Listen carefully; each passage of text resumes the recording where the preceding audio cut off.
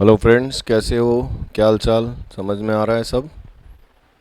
चलिए, हम लोग लास्ट पढ़ रहे थे अकाउंट करंट, और अकाउंट करंट में कल कुछ होमवर्क मैंने आप लोगों को दिया था, तो वो हम लोग सॉल्व करें उससे पहले कुछ इम्पॉर्टेंट बात करते हैं कि सेल्स रिटर्न या परचेज रिटर्न पर डेज कैलकुलेशन कैसे होता है। तो मान लो कि अगर मैं अकाउंट करंट बना रहा हूँ, date particular amount days interest, date particular amount days और इंटरेस्ट। सो हम लोग अकाउंट करंट बना रहे हैं, जैसे सपोज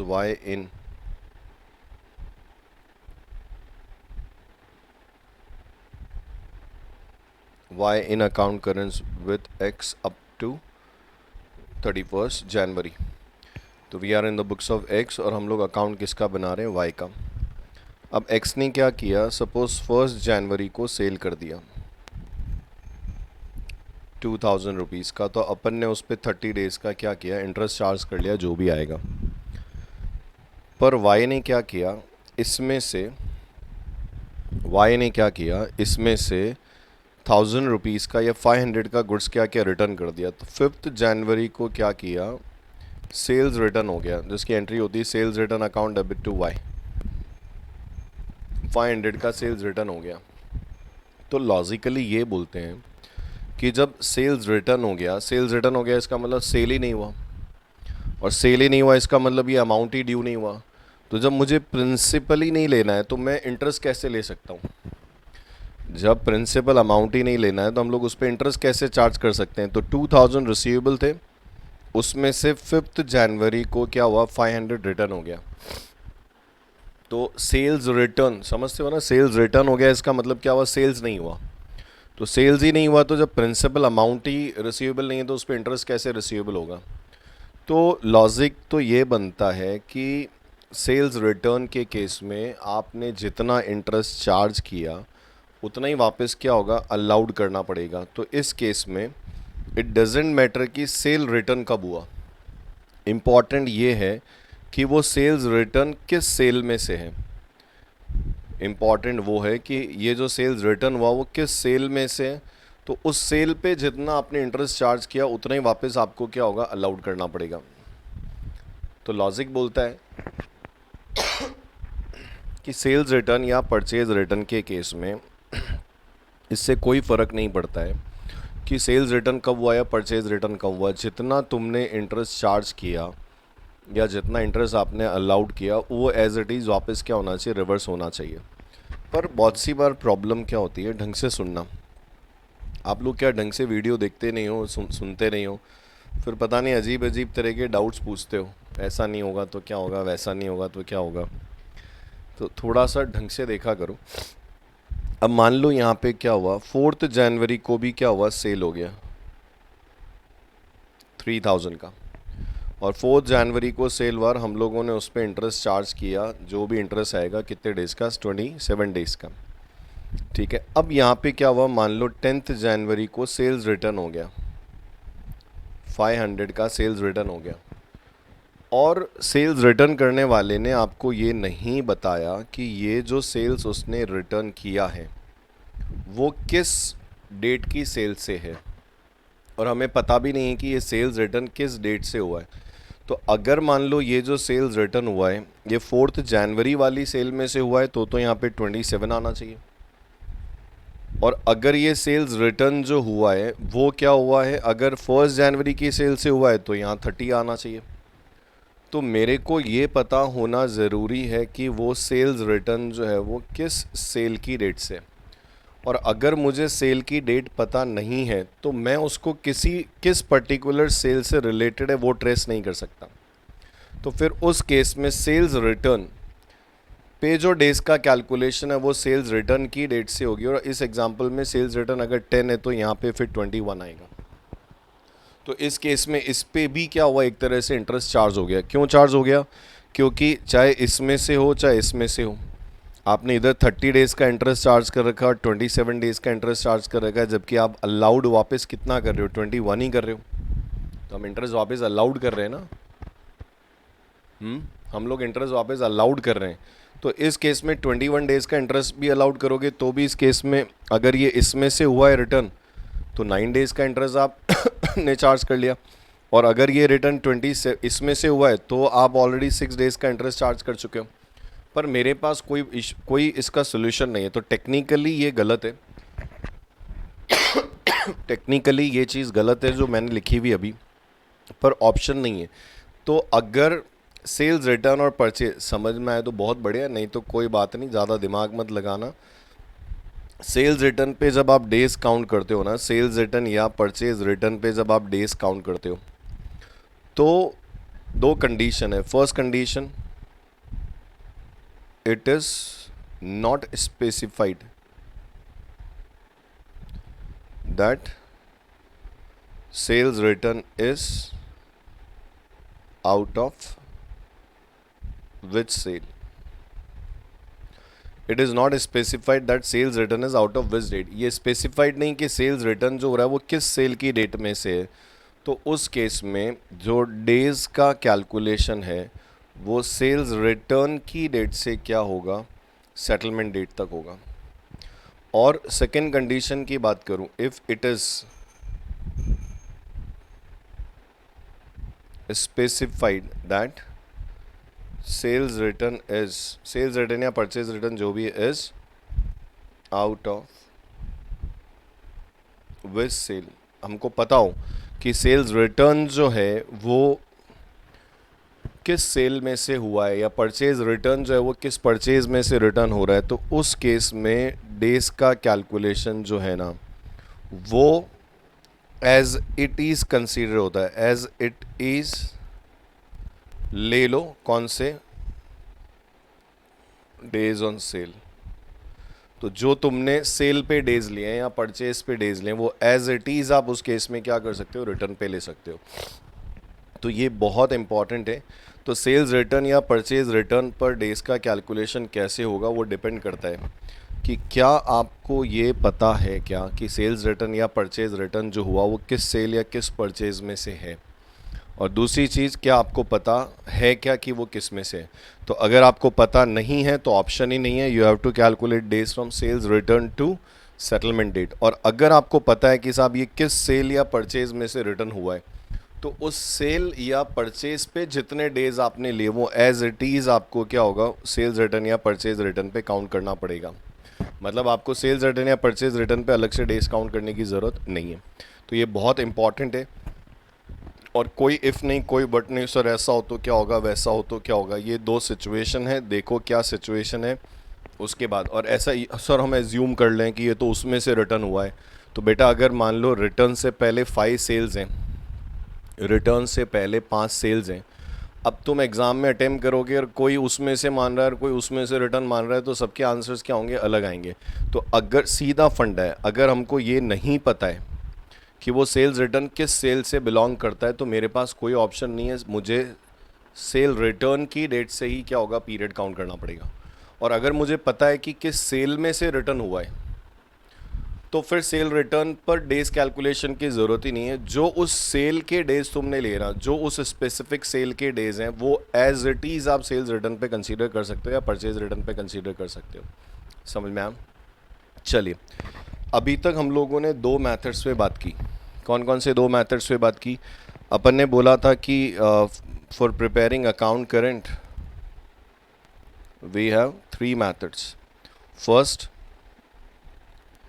क्या था, interest table method, second is product method, और third is periodical balance method. Third is periodical balance method. तो ये फर्स्ट दोनों मेथड एक जैसी हैं। अब हम लोग बात कर रहे हैं थर्ड मेथड पे, मैं बात कर रहा हूँ पीरियोडिकल बैलेंस मेथड। तो थोड़ा सा नेम पे जाओगे ना तो भी समझ में आएगा। पीरियोडिकल बैलेंस मेथड मतलब एक बैलेंस जितने पीरियड के लिए आउटस्टैंडिंग रहता है उतने पीरियड का हम लोग उस पर क्या करते हैं, इंटरेस्ट कैलकुलेट करते हैं। तो ये बैलेंस वाइज होता है। तो generally this method is followed by bank. Generally ये मेथड जो है वो बैंक फॉलो करते हैं। जहाँ पे कस्टमर अमाउंट क्या करता है, रेगुलरली डिपॉजिट करता है या विड्रॉल करता है। तो मैं कह सकता हूँ कि जिस क्वेश्चन में अगर आपको डिपॉजिट्स या विड्रॉल्स दिए हुए ना, तो उस क्वेश्चन में हम लोग पीरियोडिकल बैलेंस मेथड लेते हैं। अब पीरियोडिकल बैलेंस मेथड का जो फॉर्मेट है ना वो थोड़ा अलग है। जैसे मैं अगर बात करूं कि X in account current with Y bank, तो X in account current with Y bank up to 31 January. तो अगर मैं लॉजिकली बात करूं तो we are preparing X account, और हम लोग किसकी बुक में, बैंक की बुक में, बैंक की बुक में। और इस केस में यहाँ जो अकाउंट करंट का फॉर्मेट है, कभी घर पे बैंक स्टेटमेंट देखा हो ना, तो बैंक स्टेटमेंट में क्या होता है, डेट, पर्टिकुलर्स और अमाउंट के दो कॉलम होते हैं।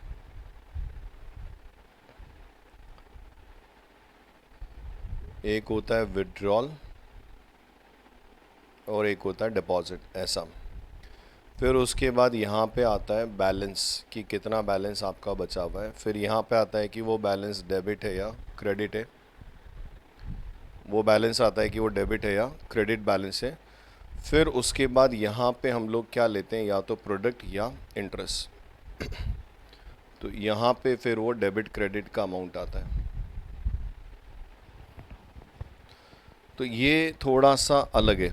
देखो होता क्या है, जब मैं नॉर्मल अकाउंट करंट बनाता हूँ ना, तो डेट पर्टिकुलर, ढंग से समझा करो, डेट पर्टिकुलर अमाउंट, फिर डेज इंटरेस्ट, फिर डेट पर्टिकुलर अमाउंट, डेज और इंटरेस्ट। तो एक नॉर्मल फॉर्मेट बनाए तो डेट पर्टिकुलर अमाउंट, और यहाँ पे भी क्या होता है, डेट पर्टिकुलर और अमाउंट होता है। तो इस फॉर्मेट में और इस फॉर्मेट में डिफरेंस क्या है पता है? देखो, डेट का कॉलम दोनों साइड है, पर्टिकुलर का कॉलम भी दोनों साइड है। तो बैंक के इस स्टेटमेंट के अंदर क्या होता है पता है, ये जो डेट कॉलम है ना, वो डेबिट और क्रेडिट दोनों साइड के लिए एक ही डेट कॉलम है, और ये पर्टिकुलर जो है ना वो भी डेबिट और क्रेडिट साइड के लिए एक ही है, मतलब बाय और टू जो लिखते हैं वो सेम लिखते हैं। तो अगर मैं डेट का एक ही कॉलम बना लूँ, तो दो की जगह एक कॉलम रह गए, पर्टिकुलर्स के मैं दो कॉलम बनाने के बजाय एक ही बना लूँ, तो मेरे ये दो कॉलम्स की जगह एक ही रह गए। तो मैंने डेबिट क्रेडिट की, डेबिट और क्रेडिट की डेट का एक ही कॉलम बना लिया, और पर्टिकुलर्स भी मैंने एक ही बना लिया, तो टू और बाय में एक ही साथ लिखूंगा। और अब क्या रह गया, ये मेरे लिए डेबिट कॉलम है अमाउंट का, और ये मेरे लिए क्रेडिट कॉलम है। बाकी वही है, ये बैलेंस क्या बच रहा है वो, ये डेबिट क्रेडिट क्या बैलेंस होगा, और उसके अलावा प्रोडक्ट या इंटरेस्ट डेबिट क्रेडिट। समझ में आया तो बढ़िया, नहीं तो कोई बात नहीं, ऐसा होता है, ये फॉर्मेट है।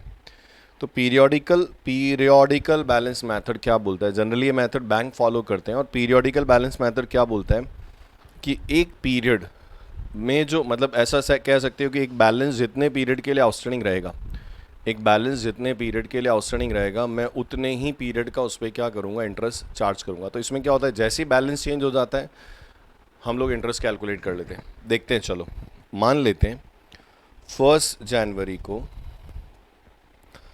अच्छा हम लोग क्या बात कर रहे हैं बताएं, किसकी बुक में हो, बैंक की बुक में हो, किसकी बुक में हो, बैंक की बुक में हो, और बैंक की बुक में कस्टमर का अकाउंट है, उसका कस्टमर कौन है, एक्स है। तो you are in the books of bank, सोचना ज़रूरी है, you are in the books of bank, आप बैंक की बुक में, और अकाउंट किसका है, एक्स का है। अब जैसे मैं आपको बोलूँ 1 जनवरी को एक्स ने क्या किया, बैंक में अमाउंट डिपॉजिट किया।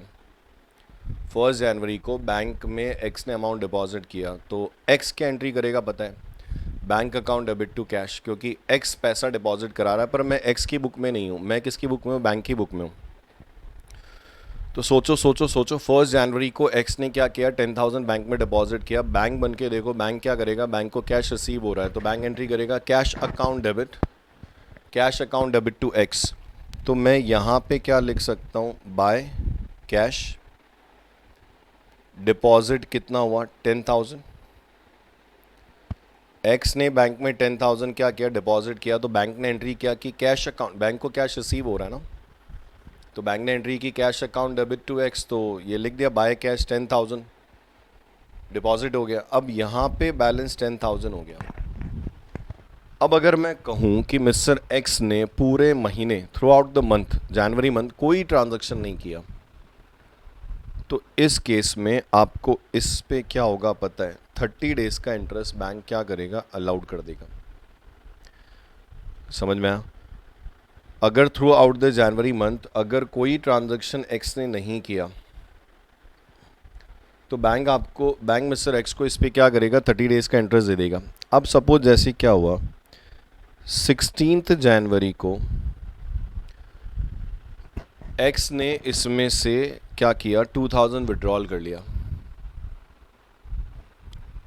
16 जनवरी को एक्स ने 2000 विड्रॉल कर लिया। तो बैंक के पॉइंट ऑफ व्यू से सोचूं मैं, तो बैंक क्या कर रहा है? एक्स को पेमेंट कर रहा है। तो बैंक अपनी बुक में एंट्री क्या करेगा पता है? X account debit to cash. Bank entry करेगा X account debit to cash. सोचो, तो यहाँ मैं क्या लिख सकता हूँ? टू कैश डेबिट साइड में, ये डेबिट साइड है ना, विड्रॉल, और ये डिपॉजिट। तो 2000 जमा करा लिया, निकाल दिया। अकाउंट्स नहीं भी आती तो कोई दिक्कत नहीं, कॉमन सेंस लगाओ। 10,000 डिपॉजिट किया था, कौन सा बैलेंस था ये? क्रेडिट। उसमें से 2000 विड्रॉल कर लिया, तो नाउ बैलेंस कितना रह गया? 8000। 8000 का बैलेंस रह गया, और अब ये 8000 का बैलेंस अभी भी क्या है? क्रेडिट है। अब बैंक क्या करेगा पता है? ये जो 10,000 का बैलेंस है ना, उस पे उतने डेज का इंटरेस्ट देगा जितने डेज तक ये बैलेंस क्या था? आउटस्टैंडिंग था। तो 1 जनवरी से 15 जनवरी तक ये बैलेंस था। 16 जनवरी को तो ये बैलेंस क्या हुआ? चेंज हो गया। 1 जनवरी से ये बैलेंस था, तो 1 जनवरी से 15 जनवरी तक ये बैलेंस था, क्योंकि 16 को तो बैलेंस चेंज हो गया। तो इस केस में इस 10,000 पे क्या होगा? सॉरी, एक कॉलम बनाना भूल गया मैं, डेज का कॉलम। एक कॉलम और आएगा यहाँ, डेज। तो ये 10,000 पे बैंक क्या करेगा पता है? 15 दिन का, 15 दिन, 16 दिन नहीं, 16वें दिन तो पैसे ही निकाल लिया, 15 दिन का इंटरेस्ट कैलकुलेट करके क्रेडिट कर देगा। तो 10,000 पे 15 डेज का इंटरेस्ट जो भी आता है, मान लो जैसे 10 रुपये आता है, तो 10 रुपीज़ आपको बैंक ने क्या किया? क्रेडिट कर दिया। अब क्या हुआ? 16 जनवरी को बैलेंस कितना हो गया? 8,000। अब सपोज 25 जनवरी को एक्स ने फिर अमाउंट डिपॉजिट करवाया। तो एक्स अगर बैंक में डिपॉजिट करा रहा है, बैंक बन के सोचो, बैंक को कैश रिसीव हो रहा है, तो बैंक इस केस में क्या करेगा? बैंक इस केस में एंट्री करेगा cash account debit to X. Cash account debit होगा एक्स के अकाउंट में, क्या होगा? By cash. तो बाय कैश यहाँ पे अगर होगा, बाय कैश होगा, और इसने क्या किया? डिपॉजिट करा दिया, मान लो कितना? 4,000 डिपॉजिट करा दिया। तो अब इसका बैलेंस कितना हो गया? 12,000 हो गया। और स्टिल अभी भी बैलेंस क्या है? क्रेडिट ही है, क्योंकि देखो 8,000 क्रेडिट था, 4 क्रेडिट हुआ तो 12 क्रेडिट हो गया। अब अगर हम लोग इंटरेस्ट कैलकुलेट करेंगे, तो 16 जनवरी से कब तक रहा ये बैलेंस? बताओ, 8,000 का बैलेंस कब तक रहा? 16 तारीख से रहा। तो 16, 17, 18, 19 और 20, 5 डेज। तो 5 डेज का क्या हुआ? बैंक आपको इंटरेस्ट अलाउड करेगा। अब जो भी 8,000 पे 5 डेज का इंटरेस्ट आता है 7 रुपये। अब ये मत पूछ लेना ये कैसे आया सर, ऐसे ही लिख रहा हूँ। अब क्या हुआ? सपोज 27 जनवरी को क्या किया? 27 जनवरी को थोड़ा कॉमन सेंस लगाएंगे, है ना? तो 27 जनवरी को क्या हुआ? मिस्टर एक्स ने विड्रॉल कर लिया 15,000। उसका बैलेंस 12 ही है, पर बैंक उसको अलाउड करता है ओवर ड्रॉन का, तो उसने 15,000 विड्रॉल कर लिया। तो बैंक क्या कर रहा है पता है? सोचो, बैंक क्या कर रहा है? मिस्टर एक्स को पेमेंट कर रहा है। तो बैंक एंट्री क्या करेगा? X account debit to cash. तो एक्स के अकाउंट में क्या होगा? To cash withdrawal 15,000। अब जिसको समझ आ रहा है वो सोचो, 12,000 का क्रेडिट था, 15 डेबिट हो गया, तो अब यहाँ पे 3,000 का डेबिट बैलेंस हो गया, ओवरड्रॉन हो गया, क्योंकि क्रेडिट साइड डिपॉजिट साइड है। तो जब तक क्रेडिट था उसके अकाउंट में पैसा डिपॉजिट था, जैसे ही डेबिट हुआ मतलब विड्रॉल ज़्यादा हो गया। अब इस केस में ये 12,000 पे ये वाला जो 12,000 है उस पर बैंक क्या करेगा? इंटरेस्ट अलाउड करेगा। कब तक रहा ये बैलेंस? 21, 22, 23, 24, 25, 26, 6 दिन। तो बैंक आपको 6 दिन का इंटरेस्ट अलाउड कर देगा। जस्ट फॉर एग्जांपल मान लो 3 रुपये आता है या 4 रुपये आता है, जो भी इंटरेस्ट आता है। अब 27 के बाद में और कोई ट्रांजैक्शन हुआ नहीं, तो ये ओवरड्रॉन जो रहा ना, वो कब तक रहा पता है? 27, 28, 29, 27, 28, 29, 30, 31, यहाँ पे अगर मैं बात करूँ तो कितने दिन रहा? 5 दिन। तो अगर जनवरी में 31 डेज हैं, इसका मतलब बैंक आपको 31 डेज का टोटल मिला के इंटरेस्ट अलाउड या चार्ज करेगा। तो 15 और 5, 20, 26 और 31। अब क्या होगा? देखो सीधी बात है, तुमने 1 जनवरी को 10,000 बैंक में डिपॉजिट किया, डजेंट मैटर सुबह 9 बजे किया या दिन में 2 बजे किया या शाम को 4 बजे किया, अब ये फिर नाटक मत करना उसमें। तो आपने 1 जनवरी को बैंक में 10,000 रुपये जमा कराए और तुम कल भी निकालोगे ना, तो तुमको 1 दिन का इंटरेस्ट मिलेगा 1 जनवरी का। तो 1 जनवरी क्या हुआ? वापस देखो ट्रांजैक्शंस में। हाँ जी, क्या किया था?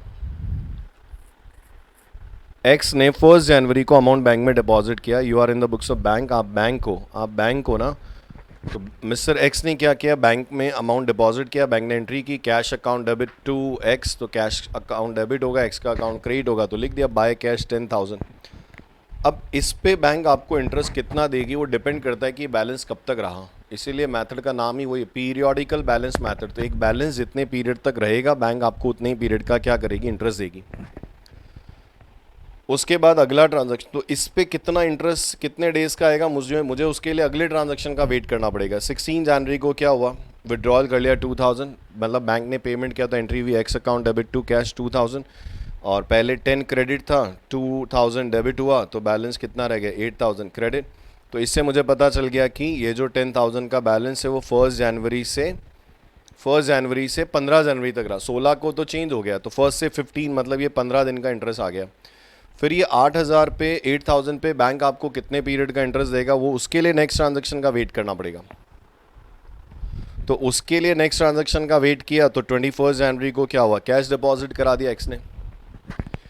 तो 21 जनवरी को कैश डिपॉजिट कराया, तो बैंक के पॉइंट से एंट्री हो गई cash account debit to X, cash account debit होगा, एक्स का अकाउंट क्रेडिट होगा, तो बाय कैश लिख दिया, क्योंकि ये पर्टिकुलर कॉमन है डेबिट क्रेडिट साइड के लिए। बाय कैश 4,000, तो 8,000 ऑलरेडी क्रेडिट था, 4 और क्रेडिट किया, तो 12,000 क्रेडिट हो गया। अब समझने वाली बात ये है बच्चों कि जो बैलेंस तुम्हारा 8,000 है, उस पर कितने डेज का इंटरेस्ट आएगा। तो देखो ना 8,000 का बैलेंस कितने दिन तक अनचेंज रहा, तो गिनो ना, 16, 17, 18, 19 और 20, 5 दिन ये बैलेंस रहा, तो बैंक आपको 5 डेज का इंटरेस्ट दे देगी। फिर तुमने 21 जनवरी को क्या किया? 21 जनवरी को तुमने 4,000 डिपॉजिट किया, बैलेंस 12 हो गया। अब ये 12,000 अभी कुछ नहीं होता इसके बाद। अगर मान लो इस ट्रांजैक्शन के बाद कुछ नहीं होता, तो बैंक क्या करती पता है? 21 से 31, 11 दिन का आपको इंटरेस्ट अलाउड करती। 21 से ही हो गया ना ये बैलेंस 21 से आपका। फिर 21, 22, 23, 24, 25, 26, 27, 28, 29, 30 और 31, तो 11 डेज का बैंक आपको इंटरेस्ट देती। पर हुआ क्या?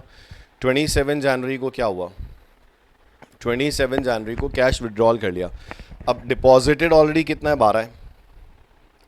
डिपॉजिटेड बैंक में 12 है। देखो ना, 10 डिपॉजिट किया, 2 निकाल लिया, कॉमन सेंस लगाओ ना रे। 10 डिपॉजिट किया, 2 विड्रॉल कर लिया, तो 8 बचा। फिर 8 में 4 डिपॉजिट किया, 12 हो गया। अब 12 डिपॉजिट है, 15 विड्रॉल किया, तो 4 ओवरड्रॉन हो गया, तो नेगेटिव लिखने के बजाय डेबिट लिख रखा है। तो ये 12,000 का बैलेंस कब तक रहा? 21, 22, 23, 24, 25, 26 इंक्लूडिंग 21, तो 21, 22, 23, 24, 25, 26 कितने दिन रहा? 6 डेज का बैंक आपको इंटरेस्ट दे देगी। और फिर 27 जनवरी को आपने 15,000 विड्रॉल कर लिया, आपका बैलेंस 3,000 हो गया। इसके बाद कोई ट्रांजैक्शन नहीं हुआ, तो ये ओवरड्रॉन बैलेंस कब तक रहा पता है तुमको? 27, 28, 29, 30 और 31, 5 डेज का बैंक आप पे इंटरेस्ट चार्ज करेगा। और मान लो ये 2 रुपये आता है, तो बस अब मैं फाइनली कह सकता हूँ यहाँ पे कि बैंक ने आपको इंटरेस्ट अलाउड कितना किया? बैंक ने एक्स को इंटरेस्ट अलाउड किया 17 और 4, 21, और चार्ज कितना किया? 2। तो बैंक फाइनली इंटरेस्ट अलाउड कितना करेगा? 19। तो बैंक को मिस्टर एक्स को इंटरेस्ट देना है, तो 31 जनवरी को क्या होगा? 31 जनवरी को बैंक को मिस्टर एक्स को इंटरेस्ट देना है, मतलब बैंक के लिए एक्सपेंस है। बैंक एंट्री करेगा interest account debit to X, तो बाय इंटरेस्ट, और ये क्रेडिट हो जाएगा कितना? 19 रुपीज़ क्रेडिट हो जाएगा। और तुम देखो डेबिट बैलेंस है, डेबिट बैलेंस से डेबिट करोगे तो बढ़ेगा, डेबिट बैलेंस से क्रेडिट करोगे तो कम हो जाएगा। तो इस एग्जाम्पल में क्या होने वाला है, 3000 में से 19 माइनस करोगे तो ये कुछ 2981 का डेबिट बैलेंस रह जाएगा। This is basically your account current by periodical balance method. तो ये जो अकाउंट करंट है ये पीरियोडिकल बैलेंस मेथड से हम लोग बना रहे हैं, समझ में आया। तो this is your account current by periodical balance method. तो थोड़ा नेम पे फोकस करोगे तो समझ में आ जाएगा। तो पीरियोडिकल बैलेंस मेथड क्या बोलता है, एक बैलेंस जितने पीरियड तक के लिए आउटस्टैंडिंग रहेगा उतने पीरियड का आपको उस पर क्या करना है, इंटरेस्ट कैलकुलेट करना है, समझ में आया। तो जिस भी क्वेश्चन में ऐसा डिपॉजिट विड्रॉल का इन्फॉर्मेशन हो कि इतना डिपॉजिट हुआ इतना विड्रॉल हुआ, उसका मतलब ही यही हुआ कि वो क्वेश्चन जो है वो पीरियोडिकल बैलेंस मेथड पर बेस्ड है। अब जैसे देखो,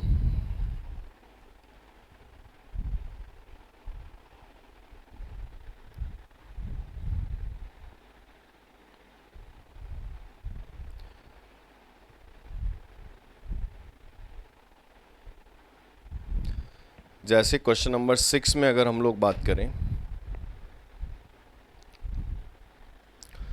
तो यहाँ पे लिखा है देखो, ऑन 2 जनवरी 2016, ऑन 2 जनवरी 2016 क्या हुआ, on 2 January 2016 Vinod open a current account with Allahabad bank. मतलब अकाउंट करंट कौन बनाएगा, इलाहाबाद बैंक बनाएगा, और उसमें अकाउंट किसका बनेगा, विनोद का। Wait,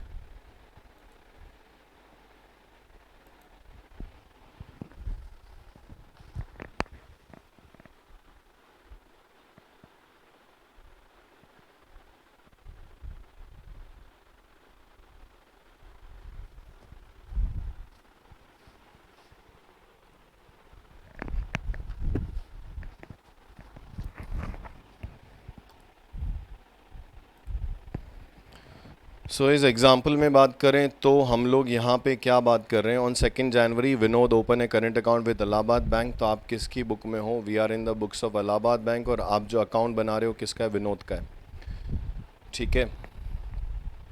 Allahabad Bank limited and deposit a sum of 30,000। तो हेडिंग डालोगे तो हेडिंग क्या आएगा बताओ। चलो इसका हेडिंग अगर आप डालोगे ना,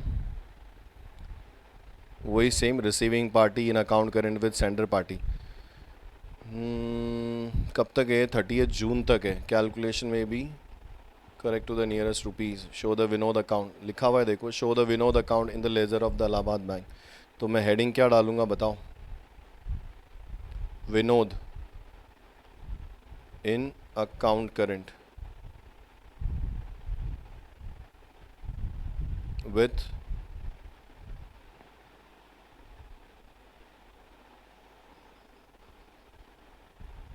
Allahabad bank up to 30 June 16। पहले आप लोग देखो कैसे होगा ये।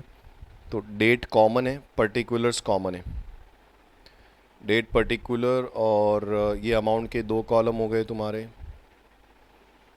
डेबिट और क्रेडिट। डेबिट विड्रॉल साइड है और क्रेडिट जो है वो डिपॉजिट साइड है। उसके बाद ये बैलेंस का कॉलम हो गया जो और ये बताएगा कि डेबिट है या क्रेडिट बैलेंस है। फिर डेज, और या तो इंटरेस्ट मेथड या प्रोडक्ट मेथड। तो अगर आप प्रोडक्ट मेथड लोगे तो डेबिट और क्रेडिट, बैलेंस डेबिट होगा तो प्रोडक्ट भी डेबिट होगा। तो सबसे पहले क्या हुआ, 2 जनवरी को डिपॉजिट किया, 2 जनवरी को ये डेट का कॉलम हो गया और ये पर्टिकुलर का कॉलम हो गया, ठीक है बेटा। अब क्या हुआ यहाँ पे, 2 जनवरी को 2016 है तो ये लीप ईयर है वैसे तो कुछ नहीं दिया तो you can consider Feb is 29, leap year है ना। तो क्या किया इन्होंने, deposit is sum of rupees 30,000। तो बैंक बन के एंट्री करना, तो बैंक क्या एंट्री करेगा, बैंक को 10,000 क्या हो रहा है, रिसीव हो रहा है। तो बैंक इस केस में एंट्री क्या करेगा, cash account debit to Vinod. तो 2 जनवरी बाय कैश डिपॉजिट हुआ है कितना, 30,000, तो 30,000 का तुम्हारा क्रेडिट बैलेंस हो गया, 30,000 का क्रेडिट बैलेंस हो गया।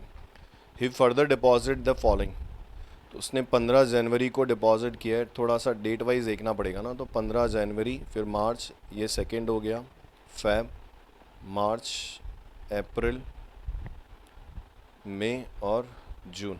ओके, अब 30,000 का जो बैलेंस है ये कितने दिन रहा, 30,000 का जो बैलेंस है ये कितने दिन रहा वो डिपेंड करता है अगले ट्रांजैक्शन पे।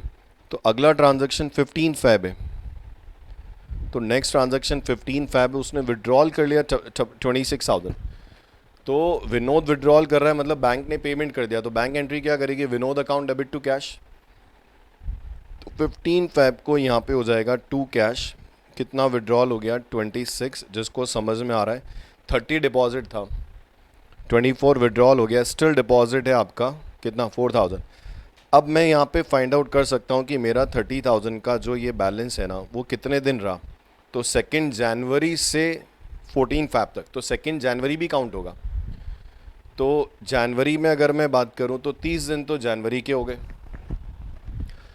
1 जनवरी छोड़ दो, 2 जनवरी से ही बैलेंस है ना ये, तो 2 जनवरी से बैंक आपको इंटरेस्ट देगा, तो 2 जनवरी भी इंक्लूड होगा, 2 जनवरी से 14 फैब तक।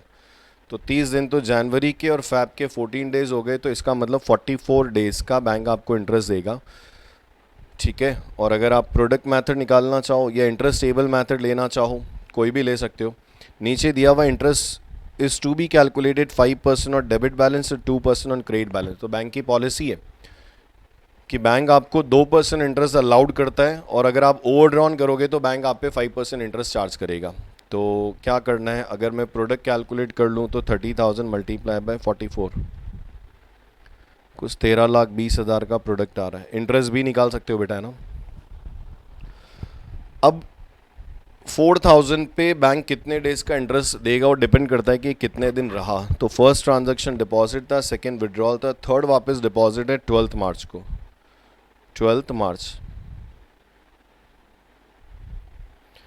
क्या हुआ, 12 मार्च को डिपॉजिट किया 8,000, तो बैंक में डिपॉजिट हो रहा है। सोचो बैंक एंट्री क्या करेगी, cash account debit to Vinod by cash, deposit में लिखो 8,000, 8,000 कॉमन सेंस रखो, 4 ऑलरेडी क्रेडिट डिपॉजिट है, 8 और डिपॉजिट हुआ तो 12,000 का डिपॉजिट हो गया।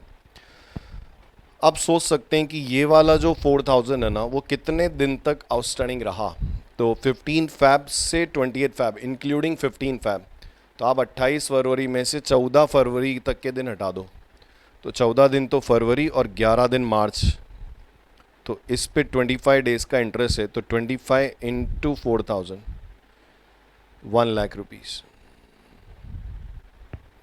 ये 1 लाख का प्रोडक्ट हो गया, ठीक है। अब 12,000 पे बैंक कितना इंटरेस्ट देगा वो डिपेंड करेगा कि ये कितने दिन तक रहता है। तो मैं कौन कौन सी ट्रांजैक्शन कर चुका हूँ यहाँ पे अगर मैं बात करूँ तो मैं फर्स्ट हो गया, सेकंड हो गया, थर्ड हो गया, फोर्थ क्या है 10 अप्रैल को विड्रॉल कर लिया। तो नेक्स्ट ट्रांजैक्शन क्या है 10 अप्रैल, तो 10 अप्रैल को क्या हुआ विड्रॉल हो गया। अब 10 अप्रैल को विड्रॉल अगर हुआ है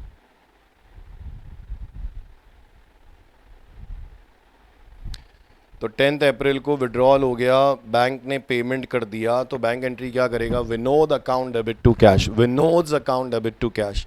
तो यहाँ पे क्या होगा, पोस्टिंग करोगे तो विनोद के अकाउंट में 2 कैश आएगा, विनोद के अकाउंट में 2 कैश 10 अप्रैल को कितना 30,000।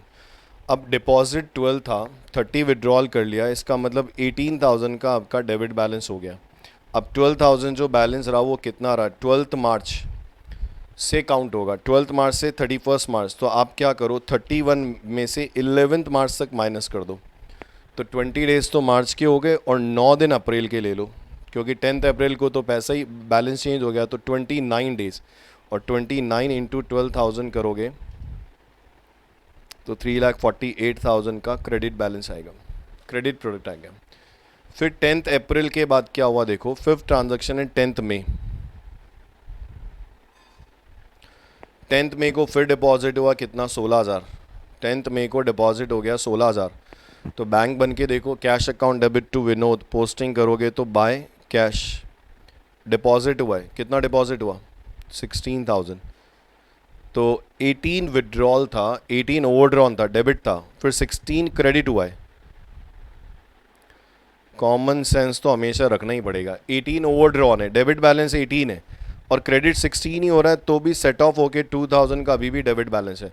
तो 18,000 बैलेंस कब तक रहा, 10th अप्रैल, इंक्लूडिंग 10th अप्रैल से 9th मई तक। 9 मई को चेंज हो गया, तो अप्रैल के 30 डेज होते हैं ना, 30 में से 9 दिन हटा दो तो 21 डेज, और 21 इंटू 18,000 ये डेबिट आएगा 3,78,000 का डेबिट हो गया। समझने के लिए देखो, समझाने वाले के साथ साथ समझने वाले का इन्वॉल्वमेंट भी ज़रूरी है। तो 10th मई को हमारा बैलेंस 2000 हो गया। अब इस पे कितना इंटरेस्ट है वो डिपेंड करेगा। तो 10th मई के बाद अगला ट्रांजैक्शन क्या है, 15 जून। 15th जून क्या हुआ, 15 जून को फिर विड्रॉल हो गया, या डिपॉजिट है, विड्रॉल है। फिर पेमेंट हुआ Vinod account debit to cash, Vinod का अकाउंट फिर डेबिट हुआ, तो 2 ऑलरेडी डेबिट है, 14 और डेबिट हुआ, तो ये 16,000 का डेबिट बैलेंस हो गया। अब 2000 का जो बैलेंस है वो कब तक रहा, ये वाला जो 2000 है ये बैलेंस कब तक रहा, 10th मई से 15 जून।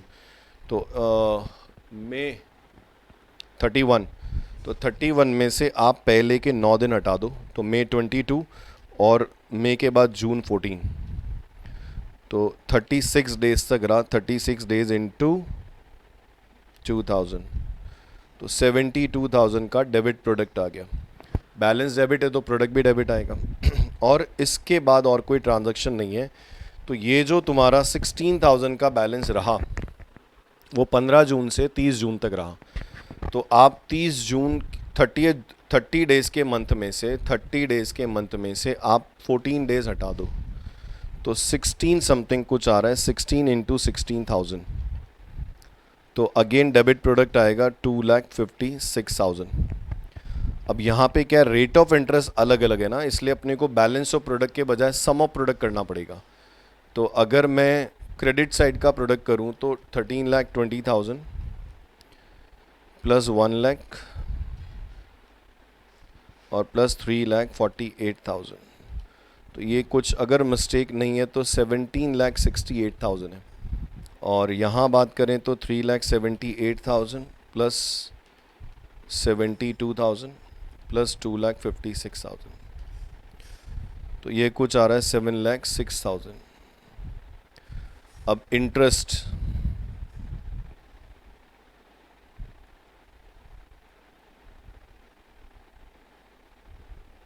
allowed to Vinod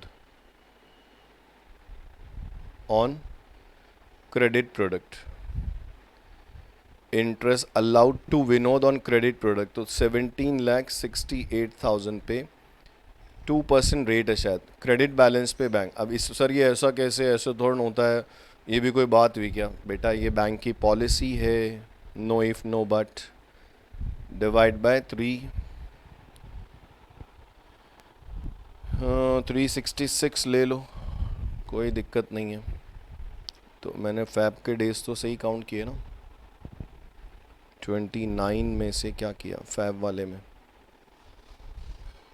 29 माइनस 14, 15 तो फैब और 11 मार्च, 26 आएगा।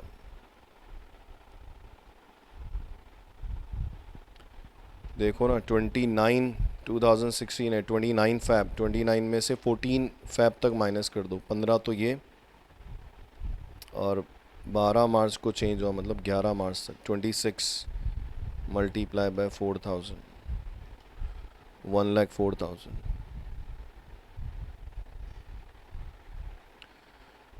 नीचे भी 4,000 से बढ़ जाएगा तो 68 की जगह 72 हो जाएगा। देख लेना कैलकुलेशन मिस्टेक हो जाए तो कोई दिक्कत नहीं हो, तो क्या 17,72,000, तो 17,72,000 मल्टीप्लाई बाय 2% डिवाइड बाय 366, तो ये 96.83 या 84 आ रहा है। मतलब बैंक को विनोद को इंटरेस्ट देना है 96.83 और interest charged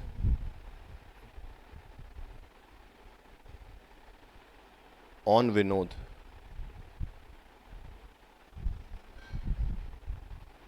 on debit product.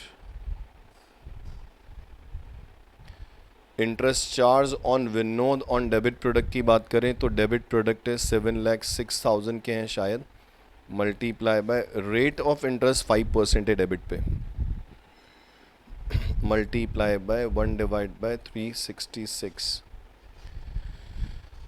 तो 7,06,000 पे 5% डिवाइड बाय 366, तो कुछ ये 96.44 आ रहा है।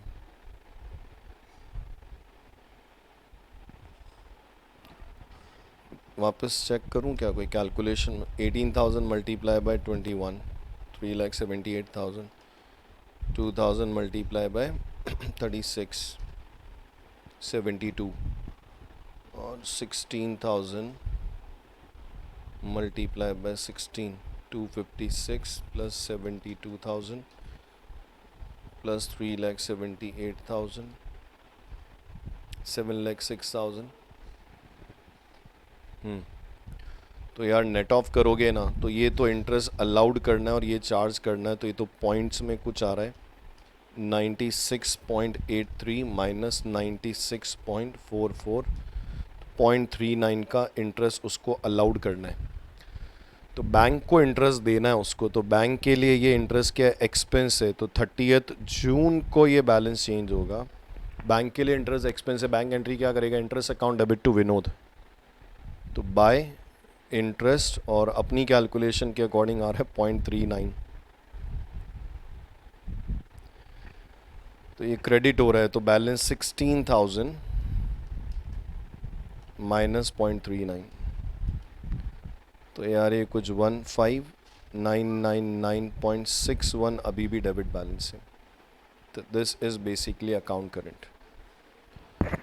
तो ये एक अकाउंट करंट है जो इलाहाबाद बैंक बना के किसको देगा, विनोद को देगा। और एक तरीका और है, डेज़ कैलकुलेट कर लो, टोटल जो डेज़ का है ना ये तुम्हारा 2 जनवरी से 30 जून के बराबर होना चाहिए। 44 plus 26 plus 29 plus 21 plus 36 plus 16, तो ये मेरे तो 172 आ रहा है। अब जनवरी में 2 से हुआ ना, तो 30 तो जनवरी फर्स्ट से नहीं लेना है ना, फैब 29, मार्च 31, अप्रैल 30, मई 31 और जून 30, तो 30 plus 29 plus 31 plus 30 plus 31 plus 30, 181 आ रहा है, मतलब कुछ गड़बड़ है। वापस चेक करते हैं डेज़। 2 जनवरी से तो 31 जनवरी माइनस 1 हटाया 30 प्लस 14, 44 बराबर है ये कैलकुलेशन में। 1 2 3 4 5 6, 15 फैब से 12 मार्च, 15 फैब, 29 फैब में से 14 हटा दो, 15 दिन तो ये हो गए, प्लस 11, 26 ये भी ठीक है। फिर आया 12 मार्च से, तो 31 मार्च में से 11 हटा दो, 31 में से 11 हटा दो ना, तो मार्च के कितने हो गए 20, और अप्रैल के 9, 29 ये भी ठीक है। फिर 10 अप्रैल से काउंट करोगे तो 30 में से अप्रैल, मार्च अप्रैल, 30 में से 10 हटा दो, 9 हटा दो, 21 तो अप्रैल और मई 9, शायद यही डिफरेंस है, 30 आएगा। कैसे आया ये 30? 30 अप्रैल में से 30 अप्रैल माइनस 9 दिन हटा दो, तो अप्रैल के हो गए 21 और मई के 9 लिखना भूल गया मैं। 30 इंटू 18,000, तो ये आ रहा है 5,40,000। 540 प्लस, हाँ अब तो बराबर है, कोई दिक्कत नहीं। 540 प्लस 72,000 प्लस 2,56,000, तो ये समझ आ रहा है अभी 8,68,000।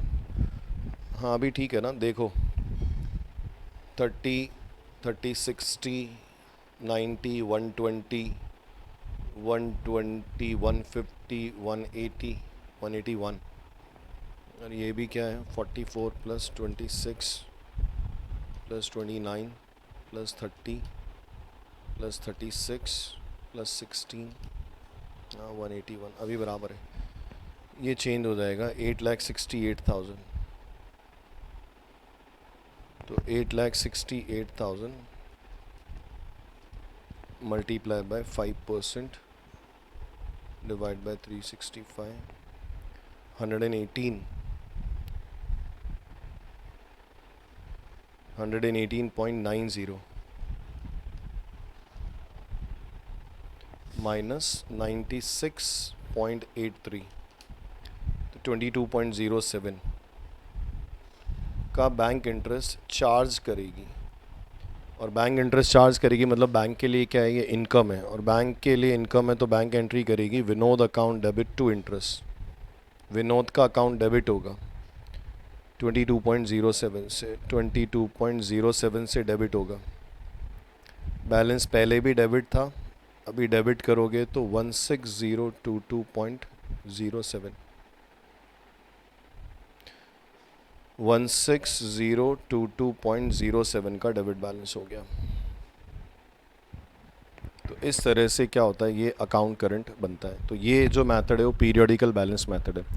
तो जनरली ये मेथड आप वहाँ फॉलो कर सकते हो जहाँ पे क्या होता है, ये मेथड वहाँ फॉलो कर सकते हैं जहाँ पे डिपॉजिट या विड्रॉल्स ऐसा कुछ दिया हो। समझ में आया? ऐसे ही देखो एक और है,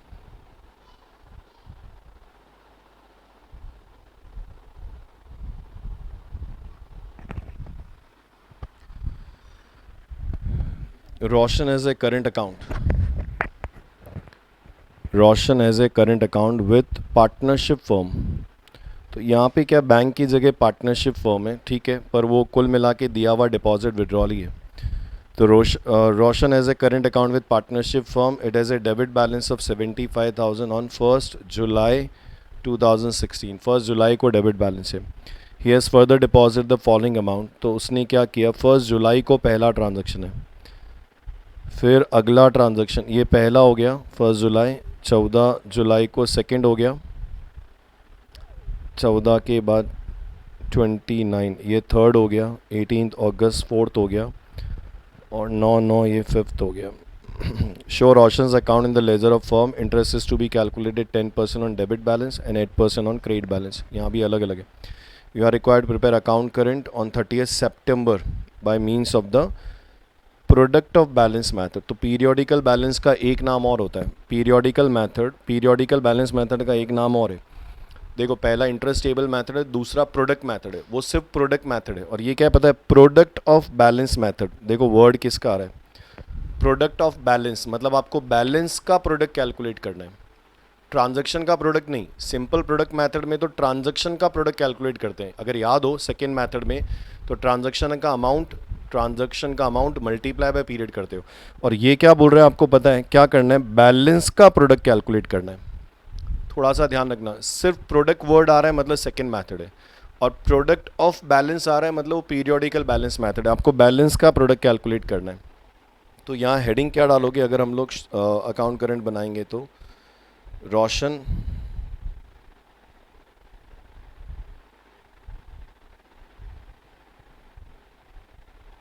रोशन in account current with partnership firm up to 30th September 2016। अब ये भी लीप ईयर है पर इसमें फैब नहीं आ रहा है, तो we can consider only 365 days. Roshan in account current with partnership firm up to 30th सितंबर तक ही बनाना है, ठीक है। Format, date, particular, to amount के कॉलम आ जाएंगे, इसके अंदर बैलेंस आ जाएगा, वो बैलेंस आपका डेबिट है या क्रेडिट आ जाएगा, डेज आ जाएंगे और प्रोडक्ट आ जाएगा।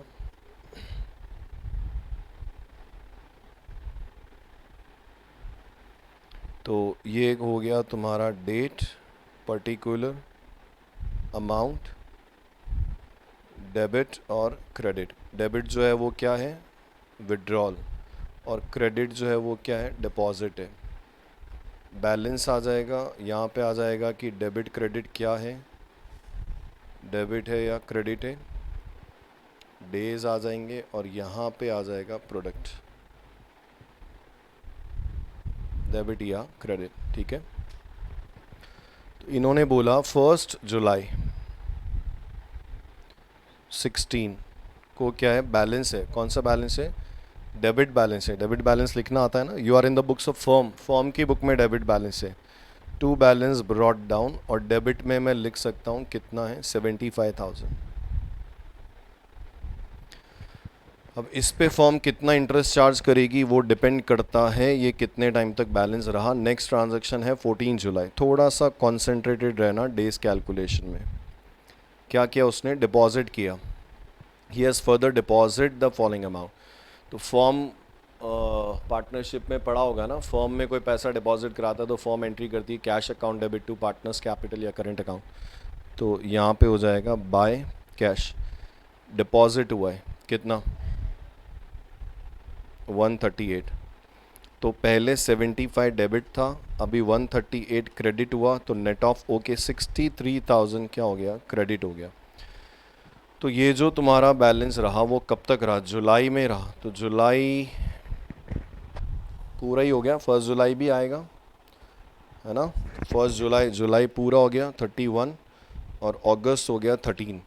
14 को तो बैलेंस चेंज हो गया, तो 44 मल्टीप्लाई बाय 75,000, 33 लाख। ये प्रोडक्ट ऑफ बैलेंस है। 14 जुलाई के बाद देखो नेक्स्ट ट्रांजैक्शन कब है, 14 जुलाई के बाद 29 जुलाई। उसने क्या किया, विड्रॉल्स किया है। तो विड्रॉल में क्या होता है, partners capital account debit to cash, 97 फिर विड्रॉल कर लिया। तो 63 क्रेडिट था, उसमें से 97 विड्रॉल कर लिया, तो बैलेंस 34 अब क्या हो गया पता है, डेबिट हो गया। तो देखो बैलेंस कब तक रहा, 14 जुलाई से कब तक रहा, 28 तक, क्योंकि 29 को तो चेंज हो गया। तो 14 से काउंट करना है, 14, 15, 16, 17, 18, 19, 20, 21, 22, 23, 24, 25, 26, 27 और 28, कितना, 15। तो 15 डेज हो गया ना, बोलो यार, 15 डेज। तो 63,000 का डेबिट बैलेंस, क्रेडिट बैलेंस है, मल्टीप्लाई बाय 15 करोगे तो इट कम्स टू 9,45,000। तो ये क्रेडिट प्रोडक्ट हो गया। अब 29 के बाद देखो नेक्स्ट ट्रांजैक्शन 18 अगस्त, क्या किया, डिपॉजिट करा दिया, एंट्री होगी cash account debit to partners capital 22,000। तो 22 डिपॉजिट किया, तो 34 का डेबिट था पर अभी भी क्रेडिट 22 ही है, तो स्टिल वी हैव 12,000 का डेबिट बैलेंस, ठीक है। और अब 34,000 कितने दिन तक आउटस्टैंडिंग रहा वो तुमको कैलकुलेट करना है। तो जुलाई 31 का है, 31 में से आप 28 निकाल दो, 3 दिन, ठीक है, 29, 30, 31 और प्लस 17 डेज ये ले लो। तो ये बैलेंस रहा 20 डेज, और 20 इंटू 34,000 करोगे तो इट कम्स टू 6,80,000, क्योंकि अगर बैलेंस डेबिट है तो प्रोडक्ट भी क्या होगा, डेबिट आएगा। 18 अगस्त के बाद देखो 9 तारीख को, 9/9/16 को क्या किया, क्या विड्रॉल है, ओके, टू कैश 11,000 विड्रॉल कर लिया। तो 12 ऑलरेडी डेबिट था, फिर 11 और डेबिट हो रहा है, तो इतना कॉमन सेंस तो होगा ही होगा ना, 23,000 का डेबिट बैलेंस आ जाएगा। तो अब 12,000 कितने टाइम तक रहा? अगस्त 31 का होता है, 31 में से 17 दिन हटा दो तो 14 दिन तो अगस्त के रहे, सितंबर के 9 दिन मतलब 22 दिन, और 22 22 इंटू 12,000 2,64,000, तो ये 2,64,000 डेबिट हो गया। और अब ये 9 तारीख से लास्ट तक रहा क्योंकि और कोई ट्रांजैक्शन हुआ नहीं, 30, तो 30 में से आप 8 दिन माइनस कर दो तो 22 डेज तक यही बैलेंस था, 9 से लेके 30 तक, 22 इंटू 23,000 तो 5,06,000। बस अभी देख लो इस केस में 5,06,000 plus 2,64,000 plus 6,80,000 plus 33 lakhs, yes 47,50,000 और 9,45,000। क्रेडिट बैलेंस पे इंटरेस्ट अलाउड करना है, interest charge on debit product, तो 47,50,000 पे रेट क्या है देखो क्वेश्चन में, 10% on debit balance and 8% on credit balance. 10% into 1 divide by 365, क्योंकि मेरी कैलकुलेशन में फैब नहीं आया, तो 47,50,000 मल्टीप्लाई बाय 10% डिवाइड बाय 365, तो कुछ 1301.37 का इंटरेस्ट चार्ज करना है, और इंटरेस्ट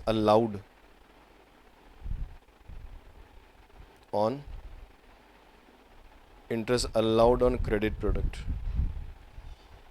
तो 9,45,000 पे 8% के हिसाब से 1 डिवाइड बाय 365, तो 9,45,000 पे वेट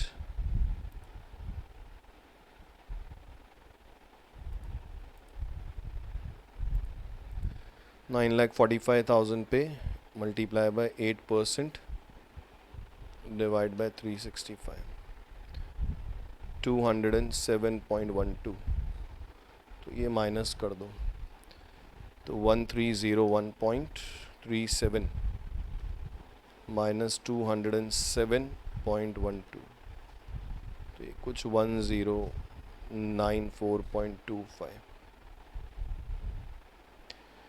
तो ये अपने को इंटरेस्ट क्या करना है, चार्ज करना है, तो फर्म के लिए इनकम है, तो एंट्री होगी partners capital account debit to interest, तो 30/9 को partners capital account debit to interest 1094.25,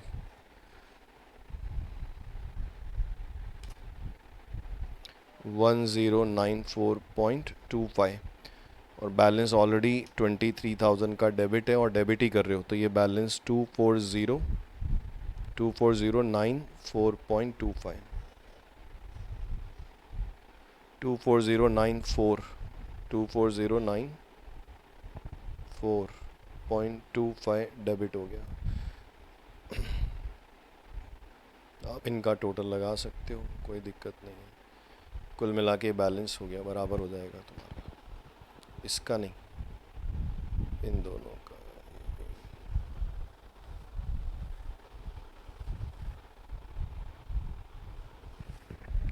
समझ में आया? तो मैं यहाँ पे ऐसा लिख सकता हूँ, मैं चाहूँ तो 30/9 को क्या लिखूँगा मैं यहाँ, कौन सा बैलेंस है, डेबिट बैलेंस है ना, डेबिट ज़्यादा है तो मैं यहाँ लिख सकता हूँ by balance carry forward. Debit side ज़्यादा है तो क्रेडिट साइड में लिखोगे ना बाय बैलेंस कैरी फॉरवर्ड, और ये 24094.25 वो बैलेंस जो था वो लिख सकते हो। अब ये तुम्हारे कॉलम क्या होंगे, बराबर हो जाएंगे। तो ये बेसिकली पीरियोडिकल बैलेंस मेथड है। तो पीरियोडिकल बैलेंस मेथड का एक नाम और होता है, क्या होता है, क्या होता है, product on balance, product on balance. Simple product method second है, प्रोडक्ट ऑन बैलेंस है वो थर्ड मेथड है। ठीक है बेटा, तो अब आप इस चैप्टर के बचे हुए जितने भी क्वेश्चंस हैं वो कर सकते हैं, और अगर आपको वीडियो अच्छा लगे, आपको समझ में आए, आपको ज़रूरी लगता है तो आप लाइक करें, कमेंट्स करें, अपने फ्रेंड्स को इसके बारे में बता सकते हैं, वीडियो शेयर कर सकते हैं। ठीक है बेटा, चलो bye bye, take care, love you all.